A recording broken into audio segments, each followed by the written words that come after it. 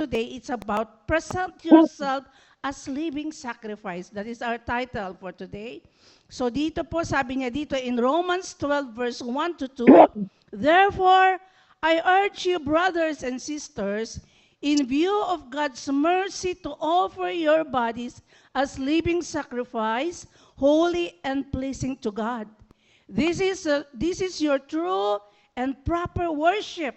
In verse 2, do not conform to the pattern of this world, but be transformed by renewing of your mind. Praise the Lord.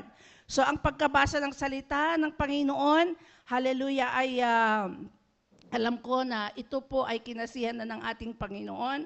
At ang topic po natin, present yourself as living sacrifice. So ibig sabihin, there should be a consecration. Ano po? Dapat una yung buhay po natin before we will offer everything sa ating Panginoon, lalong-lalo ng ating mga buhay, lalong-lalo ng mga bawat dawn watchers. Before we pray, before we agree, it should be completely, pleasing to the Lord. It completely consecrated na po tayo before pa lamang na tayo ay magbukas ng Zoom natin ng ating mga pagpunta po natin sa church, na itong pusong, itong buhay na ito, our entire being is worthy to come before the Lord para maranasan natin yung complete and divine intervention ng ating Panginoon. Meron kaming bagong dating. Welcome po mga Dineros couple. Glory to God. Praise the Lord.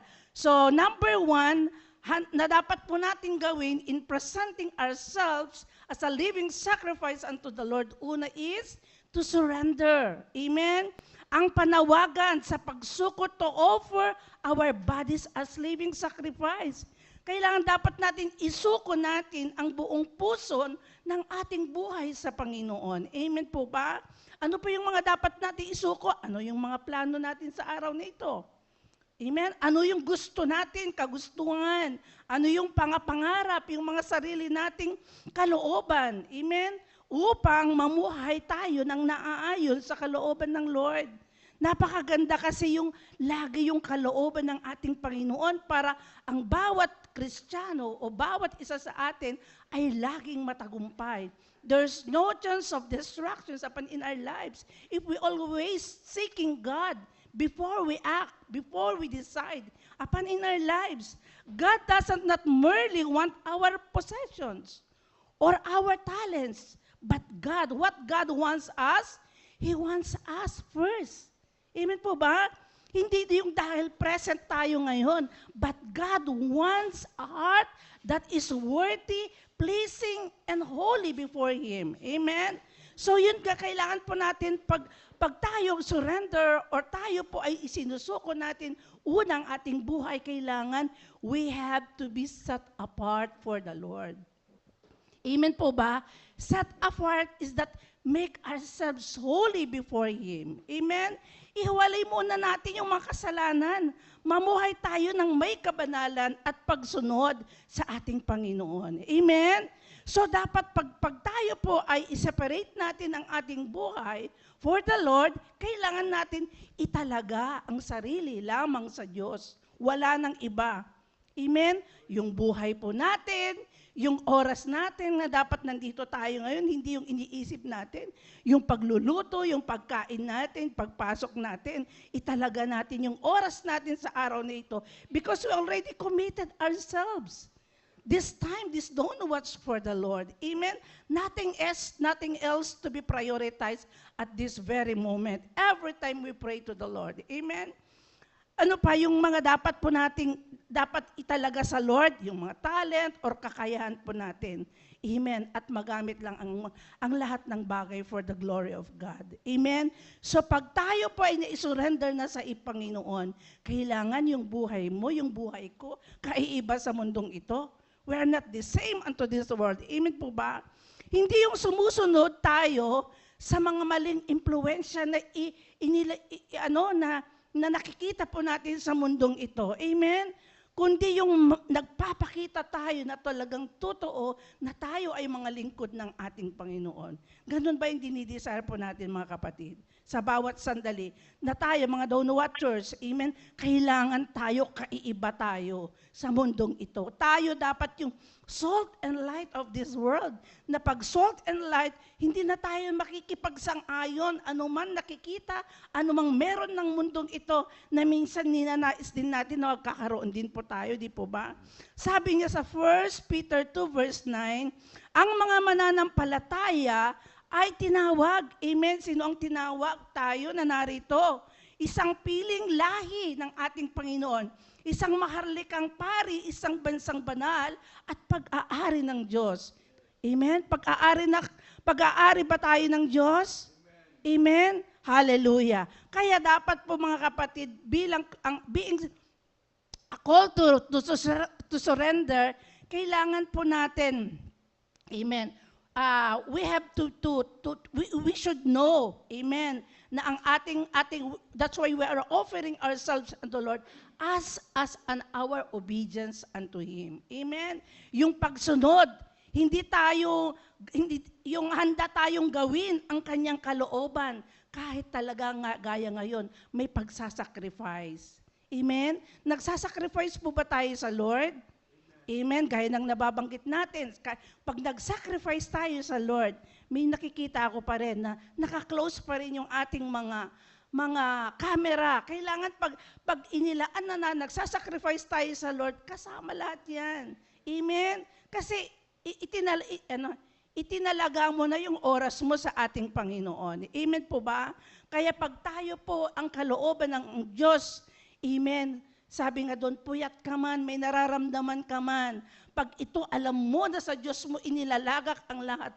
Kailangan natin, bilang a believer should be, deny ourselves, deny our being. Luke 9:23, if anyone who comes after me, let him deny himself and take up his cross daily and follow me. Amen. Mahirap pong gawin ito. But if you know the Lord whom you are serving in your life, amen, hindi mahirap because you know your God. Amen po ba? Kilala ba natin talaga ang ating Diyos?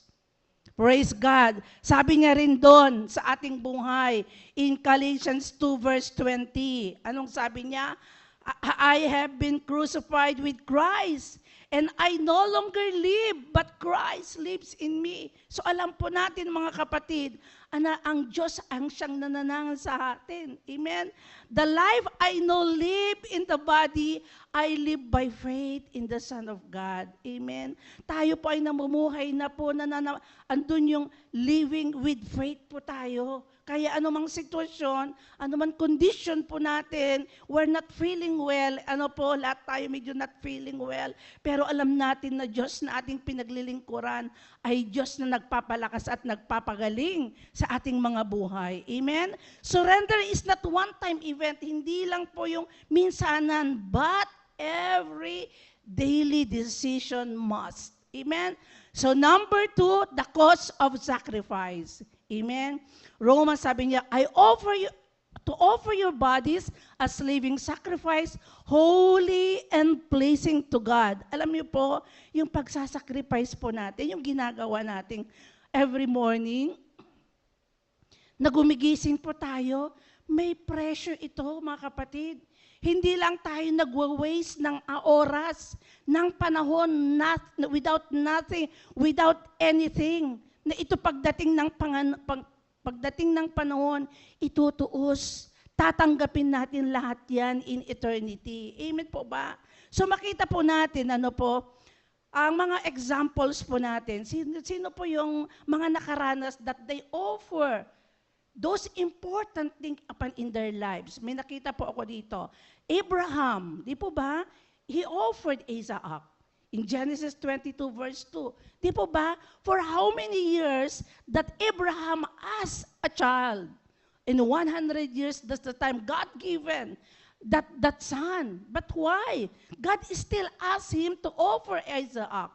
But is it Abraham na inayawan niya ba? He gave it freely to the Lord because he knows his God is a faithful God. Amen? Kaya tayo mga kapatid, minsan, yung sarili natin ang iniisip natin, if dahil sa pagpapagal po natin, like I was so blessed. Ano po kay Pastor Pastor Harvey, amen, that he really gave his life to the Lord. Hindi niya binigyan, but we have to take care as well ourselves. Pero yung pagpapagal niya hindi na sayang. Amen? Hallelujah, dahil tinatamasa niya ngayon sa piling ng ating Panginoon. Amen po ba? Kaya wag nating minsan masyadong binibigyan ng focus yung mga bagay na nasasatisfy na okay po tayo. Also David, di po ba? So in 2 Samuel 24 verse 24, ano ba sabi niya? Ayaw ni David na magbigay ng handog sa Diyos na wala siyang halaga o hindi niya pinaghihirapan. Amen. Kaya pag pinaghihirapan, magbukas ka ng audio, ng Zoom mo, para naman may saysay. Yung pagpapagal mo, nandyan ka na rin lang, nag-open tayo. We have to openly give to the Lord. Dahil hindi sayang yan, kapatid. Amen po ba? So, ang pinakamagandang halimbawa, ang pinakamataas na halimbawa ay ang pag-sacrifice ni Lord in Ephesians 5 verse 2. Ibinigay ni Kristo ang kanyang sarili. Kanino? Para ba sa Kanya? Para lang ba sa Lord, sa Kanyang Amang nasa langit? Para sa atin bilang handog niya sa Diyos. Di po ba? Kaya hindi ba natin maibigay yung ating buhay? In application, in following Christ, anong requirement? Ano mga kapatid? Giving Him first place. Above your comfort, above your convenience, and above your personal ambition. Amen po ba? Pangatlo, amen, a battle against conformity. Ang pakikipaglaban sa pakikisang-ayon sa laban. Kailangan natin may pagpipigil sa sarili. Romans 12 verse 2, do not conform to the pattern of this world. Amen. Huwag tayong a living sacrifice. Kailangan may refusing ito. Refuses to imitate the world's value. Kaya mga kapatid, napakahalaga ang pakikinig, pagbabasa ng salita ng Panginoon at pag-a-apply. Amen? Alam natin, sa pagbabasa po natin, pag-meditate sa salita ng Lord, na di-discern po natin what is good and what is not good. Amen? Hallelujah! Kaya sabi ko dito, kailangan a living sacrifice, dapat isang taong lubos na isinuko ang kanyang buhay sa Diyos dahil siya na ang nagmamay-ari na ng kanyang buhay ay ang ating Panginoon. Hindi na siya namumuhay ayon sa mga uso, kaisipan o pagpapahalaga sa mundo, kundi ayon sa salita ng ating Panginoon. Palakpakan nga natin ang ating Panginoon. Ano yung mga halimbawa the battle against conformity? Ano ang tinuturo ng mundo? Magkamal o magmahal sa salapi, di po ba? Pero ang ating Panginoon, anong itinuturo? Nandun yung pagiging mapagbigay. Kaya yung mga tithes and offering natin, huwag natin ipagdamot dahil ang pinagmulan lahat yan ay ang ating Panginoon. Ang mundo, ang itinuturo, ang paghihiganti. Pero anong natututunan po natin sa piling ng Lord? Tayo ay mapagpatawad. Amen po ba? Amen? Ang itinuturo ng mundo, magmataas. Ngunit ang itinuturo ng Diyos ay nandun yung kapakumbabaan. Amen? Team natin yan, patience. Amen po ba? Ang tinuturo ng mundo, mamumuhay para sa sarili.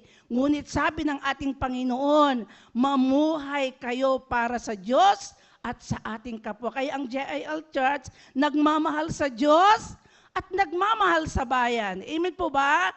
So, praise God. Kaya ang sabi ko dito, ang isang buhay na handog ay hindi sumusunod sa agos ng mundo.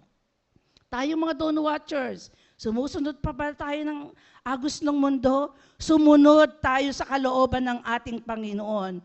Kung tayo'y tunay na inalay na natin ang buhay natin sa ating Diyos, ang ating mga pinahahalagaan ay dapat makita yung tunay na karakter. Amen. Makita ang Christ-likeness sa buhay po natin, hindi sa kultura o meron dito sa mundong ito. Amen po ba? Kaya do not conform to the pattern of this world, but be transformed. So pag do not conform to the pattern of this world, don't love the world. Amen? Love, sabi niya sa 1 John 2:15 to 17, do not love the world or anything in the world. If anyone loves the world, love for the Father is not in them. Take note of this. If anyone loves the world, love for the Father is not with them. For everything in the world, the lust of the flesh, lust of the eyes, and pride of life comes not from the Father, but from the world. Amen? At huwag nating kaibiganin ang mundo. Amen? James 4:4. Sabi niya dito in ESV, adulterers, you do not know that friendship with the world is an enmity with God, or in other version, therefore who wishes to be a friend of the world, it becomes the enemy of God. Amen po ba? Kaya tandaan po natin mga kapatid, we cannot be shaped by this culture world. Amen. But expect and reflect Christ. Amen po ba? Kaya sa mundong ito, maaring, hallelujah, ang mga itinuturo, ang nakikita natin minsan madalas, ay yung pagiging makasarili. Halip na maglingkod sa ating Panginoon. Amen. Ang paghihiganti, bagamat tayo dapat magpatawad, magmahal sa mga material na bagay kaysa Diyos. Di po ba? Ito yung mga laging nakikita o in-offer ng mundo. Pakikiayon sa kasalanan sa halip na kabanalan. Kaya ang salita ng Diyos ay dapat humuhubog sa atin. Makikita ng mundong ito na si Kristo ang siyang namamagitan sa bawat isa po sa atin. Amen? Namamagitan sa iyo at namamagitan sa atin. That's why we have to be a living Bible, mga kapatid. Amen? Hallelujah. Not only the Word of God, but we have to be not only hear the word of God, what we have to be doers of the word of God. Kaya sabi niya sa Colossians 3 verse 2, set your minds on things above, not on things on earth. Amen. Dahil alam naman po natin, pag tayo ay sumusunod sa mundo, lahat ng tinatamasa po natin mga kapatid na minsan, ito yung inuun natin. These things are passing away. Mawawala ito. Amen. Vanish. It will be vanish. Amen. It will be fade away. Amen. Pero ang salita ng Diyos na nakakip sa atin, hanggang eternal, dala-dala natin yung salita na yan. Amen. Na siyang nagdadirect for us to reach our eternity. Number 4, the renewal of our mind. Sabi niya doon sa 12, 2 verse B, 2B. Amen? Anong sabi niya doon? Do not conform to but be transformed by the renewing of our mind. Amen? Transformation, revival, amen, with andun na po yung begins with renewed thinking. Di ba? Pag transformed na tayo, pag restored, revived na po tayo, di ba yung thinking na natin, it is all about those I above. Amen? Hallelujah. Hindi na yung naiisip pa natin, yung gusto ng katawan, ng lust. Hindi na yung gusto ko anong nakikita po natin. Sa mundong ito, ang dami ngayon ino-offer ng mundo. Amen? But if we are transformed completely, amen, kali na yung mga yan. Ano po, basta tayo nakatuon sa ating Panginoon. Amen po ba? Kaya ang salita ng ating Panginoon, it is very important and keep in our heart. Kaya ngayon, let your love and faithfulness never leave you. Surround them around your neck and write them on the tablet of your heart. Proverbs 3 verse 3. Amen? At sabi niya rin sa Psalms 119:11, sabi ni David, I have hidden your word in my heart that I may not sin. Amen? Ibig sabihin, internalize and memorize God's Word at mga katuruan. Bakit? It serves as a powerful spiritual guide and defense against making choice that go against His will. Amen po ba? Hallelujah. Kasi sabi niya rin sa Philippians 4 verse 8, whatever is true, what is noble, think about such things that is on high above. Amen?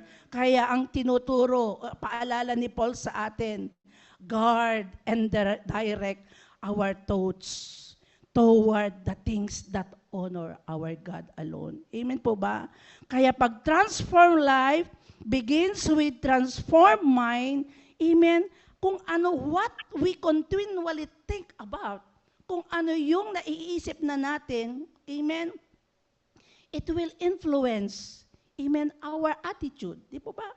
Kung ano yung nakikita natin, ano pinapaniwalaan po natin, pinanghahawakan natin, ito rin yung nag-i-influence ng ating mga attitudes, mga decisions, the words that come and the actions that we are doing. Amen? Kaya instead of filling our minds with negativity, with impurity, with fear, with hatred, yung worldliness influence, kailangan focus. I-focus on the truth. Amen po ba? On the Word of God. We will focus on the noble things, those that is honorable and worthy unto the Lord. Amen? Focus tayo to those right things, those pure things, lovely things, admirable things, and excellent and praiseworthy things that glorifies our living God. Palakpakan nga natin ang ating Panginoon. So anong i-apply po natin? Application. If we want to become a living sacrifice, do not conform to the pattern of this world, but be transformed. We must first allow God to renew our minds. Our thoughts shape our character, and our character shapes our action. Kaya sabi ko dito, ang isip na laging nakatuon sa katotohanan ng Diyos, ito ay nagbubunga ng buhay na kalugod-lugod sa Diyos. Ang pagbabago ng buhay, ito'y nagsisimula sa pagbabago din ng ating kaisipan. Last, the reward of living sacrifice. Amen? When we surrender completely, we discover. When we surrender completely our lives unto the Lord, we discover God's will. Amen po ba? Pag God's will, of course, ano bang mararanasan natin? Mabubuting mga bagay. Amen? Yung mga kalugod-lugod at katanggap-tanggap sa ating Panginoon. Perfect ang laging maranasan po natin sa piling ng ating Panginoon. Amen po ba? Hallelujah. Kaya maganda ngayong alam mo, amen, yung good, mabuti. Amen? Tanda na, alam natin, favorite verse natin, ano po? Jeremiah 29 verse 11, for I know the plans that I have for you, declares the Lord, the plans to prosper you, not to harm you, and the plans to give you hope and a good future. Amen po ba? Hallelujah. Kaya tayo, alam mo mga kapatid, ang Panginoon. In Isaiah 55 verse 8 to 9, sabi niya dito, for my thoughts are not your thoughts, neither are your ways my ways, declares the Lord. As the heaven are higher than the earth, so are my ways higher than your ways, and my thoughts higher than your thoughts. Alam ng Lord ang lahat ng meron tayo. Kaya ang dapat natin, tayo magtiwala sa Lord. Proverbs 3:5-6, trust in the Lord with all your heart and lean not your own understanding. In all the ways acknowledge Him, and He shall direct thy path. Kaya trust in the Lord. And even in Matthew 6:33, favorite verse natin, seek you first the kingdom of God and His righteousness, and all these things will be added unto us. Amen po ba? Kaya dapat if we trust unto the Lord, if we seek the Lord, Psalm 37 verse 5, commit your way to the Lord, trust in Him also, He will do it. Amen. When we surrender our plans to God and trust Him, He will work according to His purpose and bring about the best. Amen po ba? Kaya mga kapatid, hallelujah, let us surrender sa ating Panginoon. Our total surrender to the Lord, it leads us a divine direction. Amen. andun yung dinadirect tayo ng ating Panginoon in a very special way natin para hindi tayo matinag o hindi tayo mabalik muli o ma-set aside dun sa great plan ng Lord. At pag tayo sinosurrender natin, anong inililid ng Lord? Spiritual growth, lumalagap po tayo. Amen? And yung lasting fulfillment. Yun ang maganda Yung lasting fulfillment na hanggang sa dulo ng ating buhay. Amen. Ang lahat ng pagpapagal natin sa Lord. Amen. I-fulfill ng ating Panginoon. Amen. Hallelujah. Tingnan po natin the greatest example. Ang Jesus Christ is the perfect example of a living sacrifice. Amen. So basahin po natin yung Philippians 2:5-8. Anong ginawa ng Lord? Bagamat He is a God, He humbled Himself and became obedient unto death. Di po ba? Bagamat nahirapan mamatay siya, pero alam niya na ang kanyang gagawin, ito ay pagsunod niya sa Diyos. Mahirap man, pero sinong nakinabang? Tayo, mga kapatid. Amen po ba?